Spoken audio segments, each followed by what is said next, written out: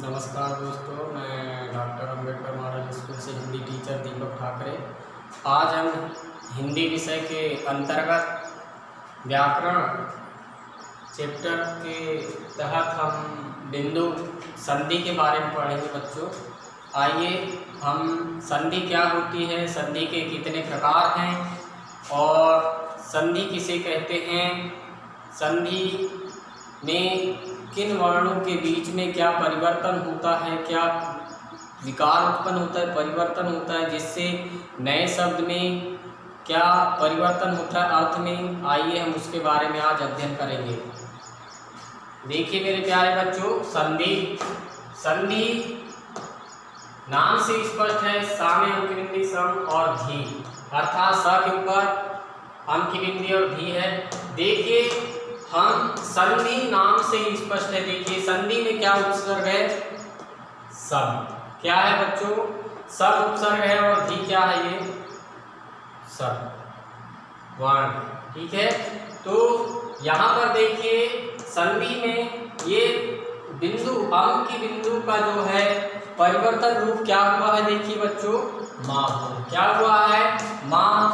अब इससे आप समझ रहे होंगे कि माँ जो है बिंदी में परिवर्तन हुआ है, अर्थात यहाँ पर हमें कहीं ना कहीं संधि का रूप समझ में आ रहा है या कुछ परिवर्तन दिखाई दे रहा है हमें। तो यहाँ पर मुख्य रूप से हम जब समसंधि बराबर संधि होता है तो हम इसे ये समझेंगे कि यहाँ पर व्यंजन संधि का यह एक नियम के तहत यह विकार उत्पन्न हुआ है।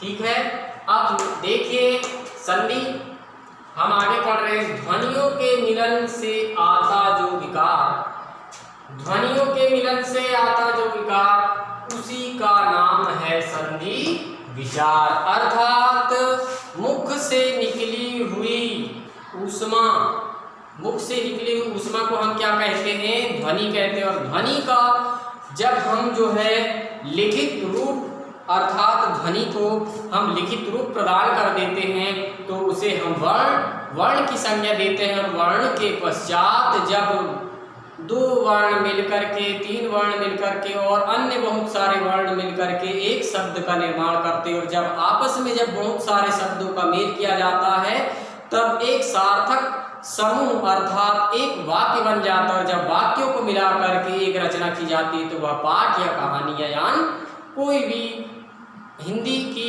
विधा का रूप धारण कर लेती है। ठीक है, इतनी बात समझ में आई बच्चों। ठीक है, नेक्स्ट में देखिए, अर्थात क्या कहा जा रहा है, हाँ, ध्वनियों के मिलन से आता जो विकार, अर्थात ध्वनियों के मिलने पर अर्थात वर्णों के मेल से जो परिवर्तन होता है या नवीन चमत्कार उत्पन्न होता है, उसी का नाम हम क्या कहते हैं, उसी को क्या कहा जाता है बच्चों, संधि कहते हैं।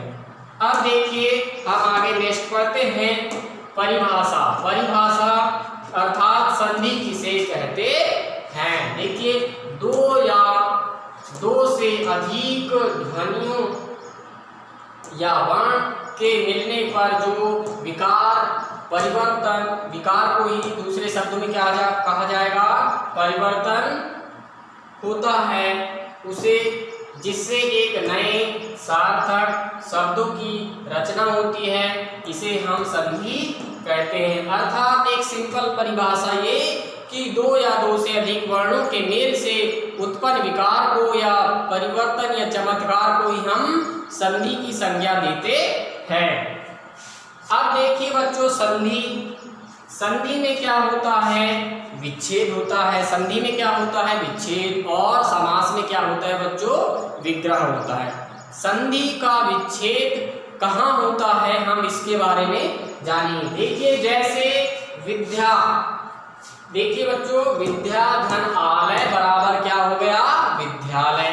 विद्यालय एक पूरा शब्द है, इसे जब हम विच्छेद किए तो ये दो शब्दों में क्या हुआ, विभाजित हो गया, और विद्या धन आलय बराबर विद्यालय। विद्या का अर्थ क्या होता है बच्चों, ज्ञान अर्जन, ज्ञान होता है। और आलय अर्थात जहाँ पर ग्रहण करने का स्थान हो उसे हम आलय कहते हैं। अर्थात विद्या ग्रहण करने का स्थान ही क्या कहलाता है, विद्यालय। क्या कहा जाता है उसे? विद्यालय। अब विच्छेद, विच्छेद बच्चों संधि में विच्छेद कहाँ होगा?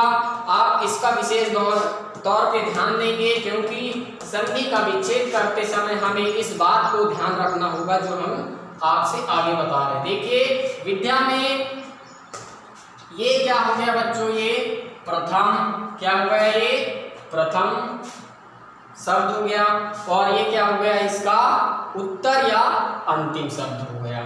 जब इन दोनों को आपस में मिलाए तो एक नवीन शब्द बना विद्यालय। अब हमारा कहने का आशय ये है बच्चों कि विद्यालय में विद्या में धा जो है ये इस पद का क्या है? ये या शब्द का क्या है? ये अंतिम वर्ण है। क्या है बच्चों? अंतिम वर्ण है। और आलय शब्द में देखिए, ये आलय में जो है आ जो है ये इस शब्द का ये प्रथम वर्ण है। क्या है? प्रथम वर्ण। तो विद्या में आ की मात्रा है, आलय में भी आ की मात्रा है। तो हमें ध्यान रहेगा कि संधि जो है प्रथम शब्द के अंत में और द्वितीय शब्द के प्रथम वर्ण में क्या होगा? संधि होगी। अब यहाँ देखिए बड़ा, यहाँ भी देखिए बड़ा, दोनों आपस में मिलेंगे तो बड़ा ही होंगे। अर्थात हम संधि के अंतर्गत जब नेक्स्ट आगे हम पढ़ेंगे कि बड़ा धन बराबर बड़ा बराबर ये बड़ा आ क्यों आया, तो बच्चों ये एक स्वर संधि के एक भेद है, दीर्घ स्वर संधि, उसके तहत ये उस नियम से जो है यह परिवर्तन होता है। अब उसी प्रकार देखिए सदा धन एव बराबर क्या हुआ बच्चों? सदैव। क्या हुआ? सदैव। सदा में एक शब्द है और एव क्या है? एक शब्द है। दोनों को जो है आपस में जब इनके बीच में विकार परिवर्तन हुआ, जब जुड़े आपस में, तब एक सार्थक शब्द बना। क्या बना बच्चों? सदैव। क्या बना? सदैव। क्या बना बच्चों? सदैव। अब देखिए सदा में दा में आ की मात्रा है और एव में काय की मात्रा है बच्चों? छोटा ए।